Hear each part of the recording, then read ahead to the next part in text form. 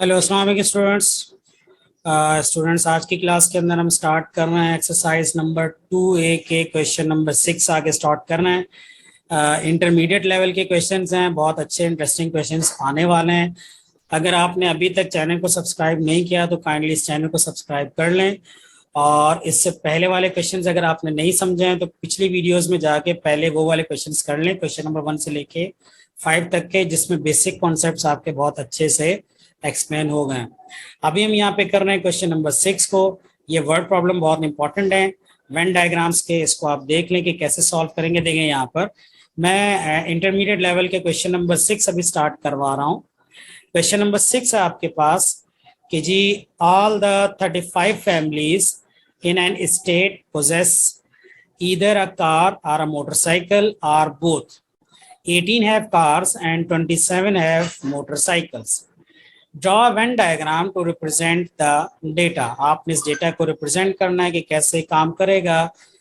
तो अब आप ये देखें जी, इसको अगर मैं यहाँ पे ड्रॉ करना चाहूँ तो यहाँ पे स्पेस है, बजाय मैं इसको दूसरी वाली विंडो पे लेके जाके करूँ तो आई थिंक यहीं पे मैं इसको बना के दिखा देता हूँ आपको। देखें आपके पास, देखिए ये हमारे पास, मैं सपोज कर लेता हूँ कि एक वेन डायग्राम आपने बनानी है। ये वेन डायग्राम आपके पास कार और मोटरसाइकिल्स की, तो फर्स्ट कर लेते हैं ये एक सेट है कार का, this set is for the motorcycles, ठीक है ना। तो यहाँ मैं लिख देता हूँ, एम लिख देता हूँ मोटरसाइकिल्स के लिए, ठीक है। सी लिखना चाहिए था वहां, कार का मैंने खैर पूरा लिख दिया। CAR, कार लिखने की जरूरत नहीं, ओनली सी इज इनफ। अच्छा, नाउ अब जरा यहाँ पे देखो कि 35 फैमिलीज हैं एक जगह पर। अगर हर फैमिली के पास सिर्फ एक ही व्हीकल होती, या उनके पास कार होती या मोटरसाइकिल होती, तो टोटल नंबर ऑफ व्हीकल्स कितनी हो जाती? 35 हो जाती। लेकिन इनके पास अब क्या है मामला, इनके पास है या तो वो कह रहे हैं कि किसी के पास या तो सिर्फ कार है या सिर्फ मोटरसाइकिल है या दोनों चीजें। तो 18 have cars and 27 have motorcycles, ठीक है। अच्छा, टोटल कार्स जो उन्होंने देखी है यहाँ पर 18 और 27, अगर आप इन दोनों नंबर्स को ऐड करो तो कितना बन जाता है? 7 8 15 2 3 4 45। तो टोटल नंबर है यहाँ पे 45। मीन एटलीस्ट मीन दोनों नंबर ऑफ व्हीकल्स अगर हम देखें तो कार और मोटरसाइकिल जो इस स्टेट के पास हैं वो हैं 45 व्हीकल्स हैं टोटल। मीन और होनी चाहिए, अगर मैं ये सपोज करूं कि सबके पास सिंगल सिंगल हैं तो हर एक के पास एक एक अगर मैं कंसीडर करता तो 35 होनी चाहिए थी, लेकिन ये 45 है। मीन एक्सेस कितने नंबर हैं जो एक्सेस है? 45, 35 होनी चाहिए थी लेकिन 45 में 10 एक्सेस है। और मैं ये बता चुका हूं कि एक्सेस नंबर किस वजह से होता है पिछली वीडियो के अंदर। एक्सेस होता है बिकॉज ऑफ कॉमन नंबर। तो ये 10 बेसिकली कॉमन है, वो यहाँ पे आ जाएगा। क्या मतलब है इसका? मीन 10 फैमिलीज वो हैं जिनके पास कार्स भी हैं और बाइक भी है, यानी कार्स नहीं, कार और मोटरसाइकिल, यानी कार और मोटरसाइकिल दोनों चीजें हैं। 10 फैमिलीज ऐसी हैं, बाकी वो है जिनके पास कोई एक चीज है, ठीक है। अब जरा यहाँ आ जाओ, अब इसको करेक्ट कर लेंगे, हम अपनी डायग्राम बनाते हैं। 18 है कार्स, टोटल कार्स 18 है, 10 तो यहाँ पे अकोमोडेट होगी, रिमेनिंग 8 यहाँ पे आ गई आपके पास।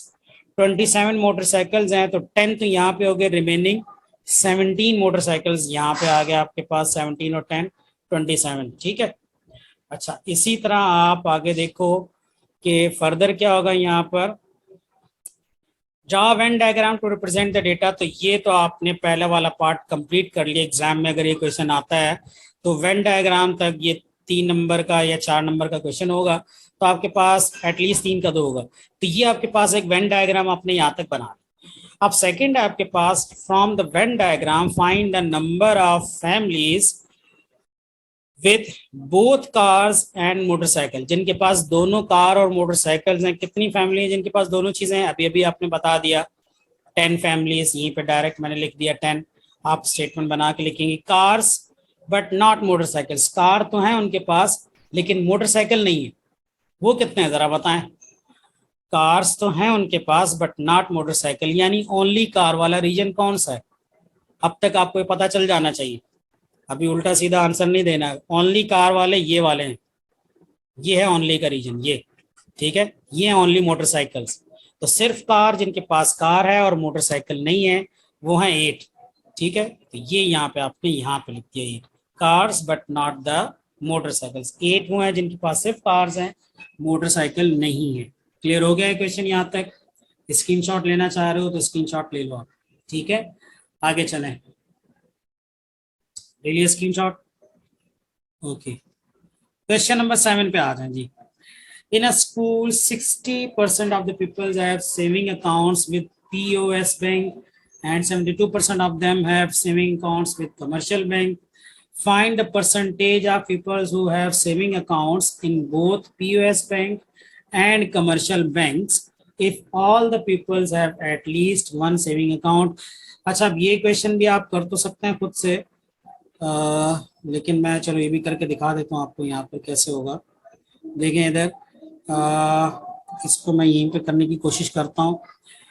देखें, यहीं पे हमने डायग्राम इसकी बना ली। In a school 60% of the peoples have savings account with POS bank. अच्छा, पीओएस बैंक आप अपने पास सपोज कर लो, ये हो गया पीओएस बैंक, और and some people have saving accounts with commercial bank. दो बैंक है, पीओएस बैंक और कमर्शियल बैंक, ठीक है। तो पीओएस बैंक, तो यहाँ पे आपने एक सर्कल बना लिया और ये आ गया आपके पास कमर्शियल वाला, ठीक है। ये कमर्शियल बैंक हो गया। 60% हो गए पीओएस बैंक और 72% हो गया आपके पास कमर्शियल बैंक। अगर ये दोनों को आप ऐड करो तो अगेन 60 प्लस 72 में बता चुका हूँ।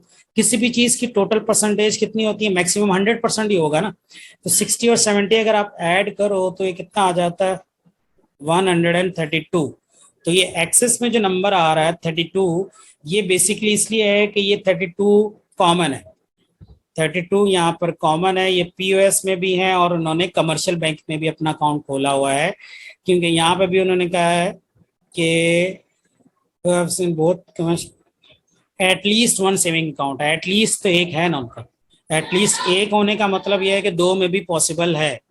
तो एक तो हो गया 32, आपने यहाँ पे लिख दिया, पीओएस में से 32 है यहाँ पर, तो रिमेनिंग कितने हो जाएंगे? 60% है POS bank. 60% of peoples have saving accounts with POS. तो पीओएस में से 60 में से 32 अगर आप इधर डाल दें तो रिमेनिंग कितने हो जाएंगे? 28 वो इधर आ जाएंगे आपके पास, पीओएस के 28 इधर आ जाएगा। कमर्शियल में से कितने हैं? 72% है कमर्शियल बैंक। तो 72% ने कमर्शियल के अंदर अगर अपना अकाउंट खोला है तो 32 तो इधर आ गए। अगर 32 इधर आ गए तो रिमेनिंग कितने हो जाएंगे? रिमेनिंग हो जाएंगे 40, वो यहाँ पे आ जाएंगे 40, 50, 60, 70, 72%, ठीक है।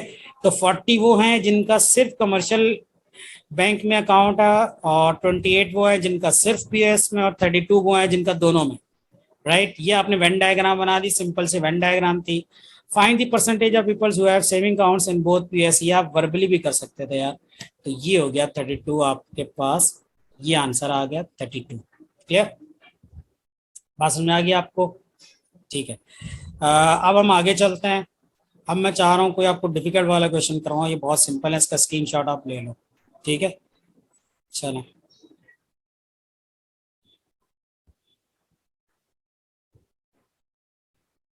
ये है इन ग्रुप ऑफ 160 पीपल्स। अब ये क्वेश्चंस जो डिफिकल्ट वाला है ना, यहाँ से शुरू हो रहे हैं, अब इनको गौर से सुनिएगा आप। ये हो सकता है एक क्लास में, एक वीडियो के अंदर एक ही क्वेश्चन हो पाए, लेकिन ये है इंपॉर्टेंट सारे। क्वेश्चन नंबर 8 देखें आप। In a group of 160 peoples, 46 peoples failed in mathematics, 52 peoples failed in history, and 50 people failed in geography, 31 people failed in mathematics and history, 33 people failed in history and geography, 26 failed in mathematics and geography, 24 failed in all three subjects, ठीक है। ये important चीज आ गई यहाँ पर, 24 failed in all three subjects, ये वाला point जो सब में आता है ना, मैंने कहा था उसको गौर से देखना आपने। 24 फेल्ड इन ऑल 3 सब्जेक्ट्स, इसको जरा आप गौर से सुने, ठीक है। Draw a Venn diagram to illustrate this information and find the number of peoples who failed at least one subject, ठीक है। अब जरा मुझे बार बार यहाँ पे स्क्रीन चेंज करनी पड़ेगी इस क्वेश्चन के लिए, तब आप उसके लिए तैयार रहिए। ये यहाँ से मैं स्टार्ट करवा रहा हूँ आपको। तो अब ये बेसिकली 3 सब्जेक्ट्स हैं, मैथमेटिक्स है, हिस्ट्री है और ज्योग्राफी। ठीक है ना, मैथ, हिस्ट्री और ज्योग्राफी। चलें स्टार्ट करते हैं इधर। सबसे पहले तो अब ये हमने थोड़ी सी वेन डायग्राम बड़ी बनानी। एक बड़ा सा बॉक्स ले लें आप। सही।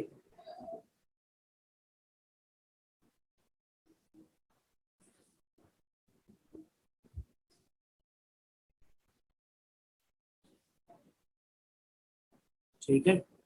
अच्छा, 3 इसके अंदर आप सेट्स बनाएंगे। One set is for the history,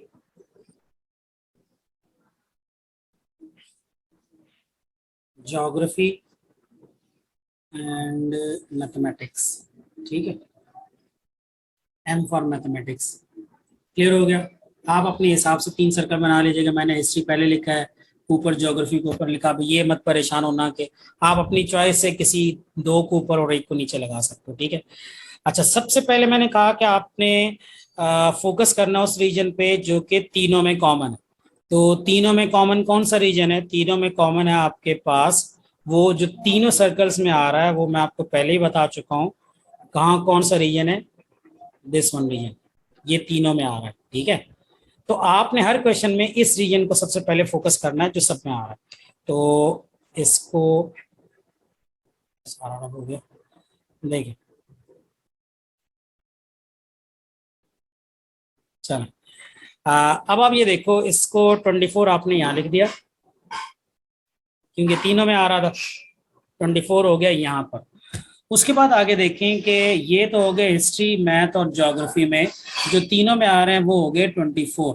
उसके बाद आगे देखें आप, नेक्स्ट है हमारे पास, नेक्स्ट ये देखें। अब यहाँ से हमने पीछे की तरफ जाना है। ये देखो, यहाँ से मैंने जो पहले कहा था ना कि आप रिवर्स गेयर लगाएंगे 24 फील्ड इन ऑल 3 सब्जेक्ट्स। अब यहाँ से हम ऐसे पीछे जा रहे हैं। ठीक है ना, पीछे की तरफ चलते जा रहे हैं।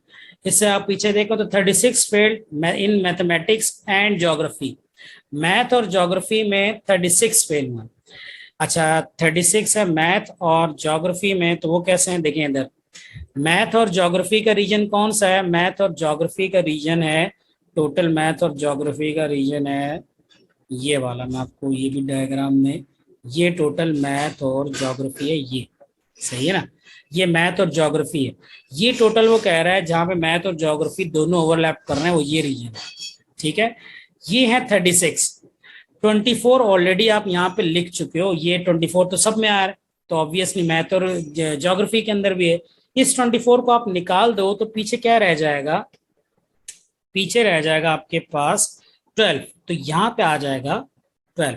अब आप देखो टोटल, इसको काउंट करो, मैथ और ज्योग्राफी वाला, जो मैथ और ज्योग्राफी वाला रीजन ओवरलैप कर रहा है, ये मैथ और 24 प्लस 12 है 36। ठीक है, तो ये हो गया यहाँ पे मैथ और ज्योग्राफी का। उसके बाद आगे देखो, नेक्स्ट है हमारे पास 36 हो गया ये। फिर और फर्दर पीछे जाएं, यहां से पीछे गए तो ये आ गया 33 peoples failed in history and geography. 33 है हिस्ट्री और ज्योग्राफी के। हिस्ट्री और ज्योग्राफी के 33 है, तो वो कैसे होंगे? हिस्ट्री ज्योग्राफी के 33 आप यहां से देखें, हिस्ट्री एंड ज्योग्राफी।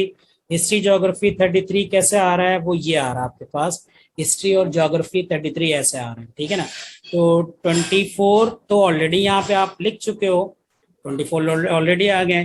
तो रिमेनिंग इतने सारे पोर्शन में क्या आ जाएगा? अगर ये पूरा 33 है तो ये कितना हो जाएगा जी? ये 33 माइनस 24 करें तो कितने बन जाते हैं? 9। तो 9 आपके पास यहाँ पे आ जाएंगे, हिस्ट्री और ज्योग्राफी के 9 यहाँ पे आ गए। क्लियर? समझ में आ गया आपको बात? हिस्ट्री और ज्योग्राफी के 33 हैं, तो ये पूरा 24 प्लस 9 देखो, तो हिस्ट्री ज्योग्राफी का रीजन थोड़ा ज्यादा है। ठीक है, 24 प्लस 9 33 हो गए। अब आगे चलें उधर। अच्छा, फिर देखें क्वेश्चन के अंदर, क्वेश्चन में आता है हमारे पास इसके बाद फिर फर्दर पीछे जाएं तो 31 people failed in mathematics and history. Math और हिस्ट्री में 31 है। मैथ और हिस्ट्री के अगर 31 हैं तो वो कैसे आएंगे वो भी देख लें इधर। मैथ और हिस्ट्री के 31 ऐसे आएंगे, मैथ और हिस्ट्री यहाँ पर है, मैथ और हिस्ट्री वाला कॉलम ये है, मैथ और हिस्ट्री ये। इसमें 31 है, 24 ऑलरेडी आप अकोमोडेट कर चुके हो, तो रिमेनिंग कितने होंगे जी?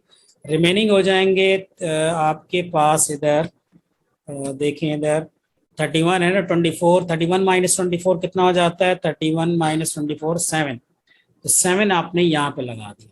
क्लियर हो गया? हिस्ट्री और मैथ्स के 31 है, 31 में से 24 ऑलरेडी आप, क्योंकि वो जो तीनों में आया था वो आपने पहले लिख दिया था, तो 31 में से 24 आपने माइनस कर दिया, तो 7 वाले इस तरह करके इधर आ जाएंगे। ठीक है, और आगे चलें। ये लीजिए, और है हमारे पास ड्रॉ वेन डायग्राम। अच्छा, फिर हम चलते हैं जी, 52 peoples failed in history and 50 peoples failed in geography. Geography को देखो, 50 फेल हुए ज्योग्राफी में, 50 फेल हुए हैं, सॉरी 50 फेल हुए हैं ज्योग्राफी के अंदर। ये है ज्योग्राफी आपके पास, ठीक है, ये 50 फेल हो रहे हैं ज्योग्राफी के अंदर। तो 50 फेल हो रहे हैं अगर ज्योग्राफी के अंदर, तो टोटल मतलब पूरा जो ज्योग्राफी का सर्कल है उसमें 50 फेल हो रहे हैं। सही है, 50 हैं ज्योग्राफी के अंदर, 50 है। ये पूरा सर्कल जो ज्योग्राफी का है इसके अंदर 50 है, यानी कि पूरा ज्योग्राफी का सर्कल है ये वाला, ये पूरा ज्योग्राफी का सर्कल है, 50 इसके अंदर है। मीन 9 भी इसके अंदर आ रहा है, 24 भी इसके अंदर आ रहा है, और 12 भी इसके अंदर आ रहा है। तो अब अगर आप इसको देखो तो कैसे होगा, देखो ज्योग्राफी में है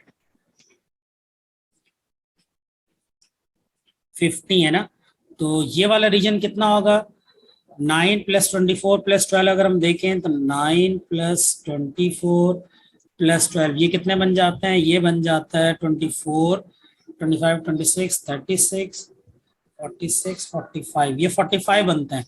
मीन रिमेनिंग यहाँ पे कितना होना चाहिए? ये ज्योग्राफी के यहाँ तक अभी 45 है, तो पीछे सिर्फ 5 ही रह जाता है, क्योंकि ज्योग्राफी के सर्कल में टोटल 50 है, तो 45 तो यहाँ तक ही आ गए, तो फिर रिमेनिंग 5 यहाँ पे आप लिखोगे। सही है, ये थोड़ा बड़ा करके मैंने लिख दिया, ज्योग्राफी के रिमेनिंग 5 आपने यहाँ पे लिख दिया। Let me check one more time, 24 plus 12 36, 46, 45, ठीक है, 5 हो जाएंगे इधर। अच्छा, अब और आगे चलें। नेक्स्ट है हमारे पास कि जी 52 पीपल्स फेल इन हिस्ट्री। 52 जो हिस्ट्री में फेल हुए वो 52 है, तो हिस्ट्री में फेल होने वाले जवान जो फेल हुए हैं 52 हैं। सही है, तो अब आप यहाँ देखो जी, हिस्ट्री में टोटल फेल हो रहे हैं 52, तो यहाँ पे मैं लिख रहा हूँ हिस्ट्री। देखें जी, हिस्ट्री के हो गया आपके पास 52, तो मैं ये करता हूँ, मुझे यहाँ पे भी करना, ये 52 है ना, 52 टोटल सर्कल है, उसमें से इन तीनों को माइनस कर दो, 9 प्लस 24 प्लस 7, क्योंकि हिस्ट्री का सर्कल बहुत बड़ा है, ये हिस्ट्री का सर्कल है, इसमें 9 भी आ जाएगा, 24 भी आ जाएगा, 7 भी आ जाएगा, और ये वाला रीजन भी आ जाएगा। ठीक है ना, तो आपने इन सबको माइंड में रखना है। तो ये सारे मिलाए तो 52 है, तो अब ये देखो कितने बन जाएंगे, ये बन जाएंगे जी आपके पास 52 माइनस 9 प्लस 24 कितने हो जाते हैं? 33, 33 प्लस 7 हो जाएगा 40, तो 52 माइनस 40 हो जाते हैं 12, तो 12 हो गया आपके पास यहाँ पर। क्लियर? उसके बाद आगे चलें आप, अब बस ज्यादा आगे नहीं जाना पड़ेगा, होने वाला क्वेश्चन 46 है। 46 वो फेल हुए हैं जो कि मैथमेटिक्स में, ठीक है ना, मैथमेटिक्स में सबसे कम फेल हुए हैं 46। अच्छा, 46 है इसके अंदर, और अच्छा जी, ये 46 वाले आप कैसे करेंगे देखें इधर अपना, 46 है आपके पास मैथ्स में, तो मैथ्स का सर्कल पूरा ये वाला है, इसमें पूरे सर्कल को अगर आप देखो तो यहाँ पर 46 हैं, तो हम यहाँ पे इसको इस तरह करते हैं जी, मैथ्स के अंदर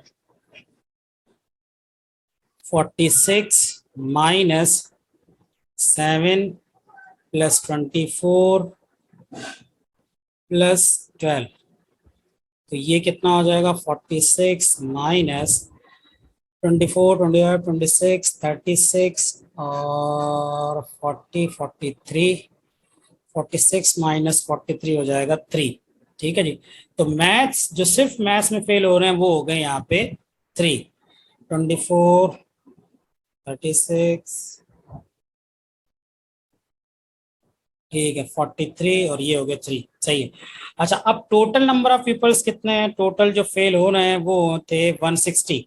एक मिनट, क्या है क्वेश्चन? क्वेश्चन है जी आपके पास यहाँ पे,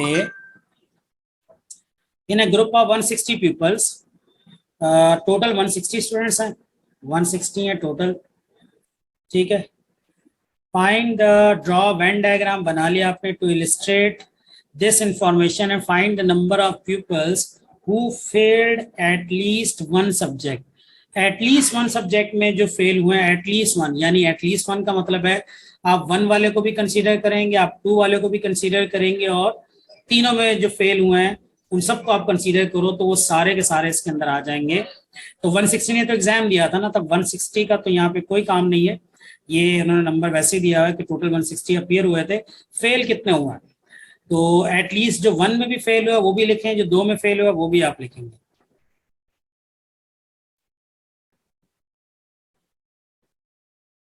अच्छा जी, वो अब कैसे आएगा, वो आप यहाँ पे लिखे failed at least one subject.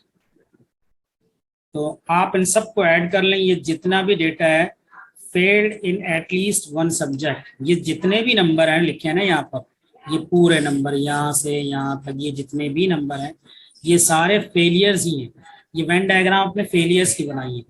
ये 5 वो स्टूडेंट थे जो सिर्फ ज्योग्राफी में फेल हुए थे, 12 वो थे जो सिर्फ हिस्ट्री में फेल हुए थे, 3 वो थे जो सिर्फ मैथ्स में फेल हुए थे, फिर 9 वो थे जो हिस्ट्री ज्योग्राफी में फेल हुए थे। ये सारा डेटा आ गया आपके पास। अब आपने इसको किस तरह बनाना है देखें, इधर इसको आप इस तरह करेंगे, यहाँ पे आप लिखेंगे failed in at least one subject, यहाँ मैं लिख रहा हूँ failed in at least, failed in at least one subject, failed in at least one subject हो जाएगा 12 plus 9 plus 24 plus 7 plus 5 plus 12 plus 3।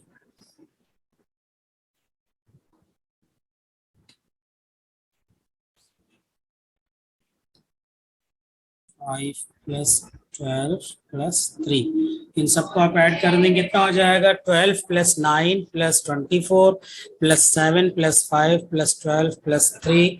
तो अगर आप इन सबको ऐड करो तो कितना नंबर बन जाता है जी आपके पास, 12 प्लस 3 हो गया 15 प्लस 5 20, 27 हो गया, 27 के बाद 24 है, 53, 62, 63, 64, आई थिंक ये 74 आ रहा है।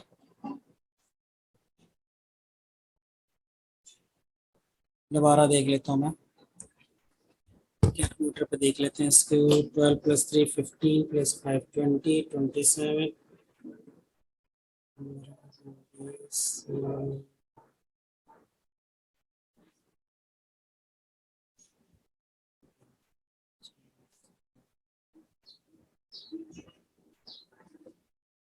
I think 74 में 68, 12 plus 9 plus 24 plus 7 plus 5 plus 50, 72, ठीक है ना। टोटल नंबर ऑफ स्टूडेंट्स जो इसके अंदर फेल हो रहे हैं वो हो रहे हैं जी 72। क्या हो गया, ठीक है, टोटल नंबर जो फेल हो रहे हैं वो हो रहे हैं 72। सो हम यहाँ पे लिख देंगे जी 72, ठीक है। कैलकुलेशन में कोई एरर हो गया हो तो आप उसको खुद देख सकते हैं, आप सीधी सीधी सिंपल सी कैलकुलेशन आपके पास, ठीक है ना। 72 वो स्टूडेंट्स हैं जो कि एटलीस्ट वन सब्जेक्ट के अंदर फेल हो रहे हैं। क्लियर हो गया यहाँ तक क्वेश्चन? आई होप कि ये समझ में आ गया होगा आपको। अगर नहीं समझ में आया तो आप मुझे कमेंट बॉक्स में टेक्स्ट कर सकते हैं, ठीक है। ओके जी, अल्लाह हाफिज।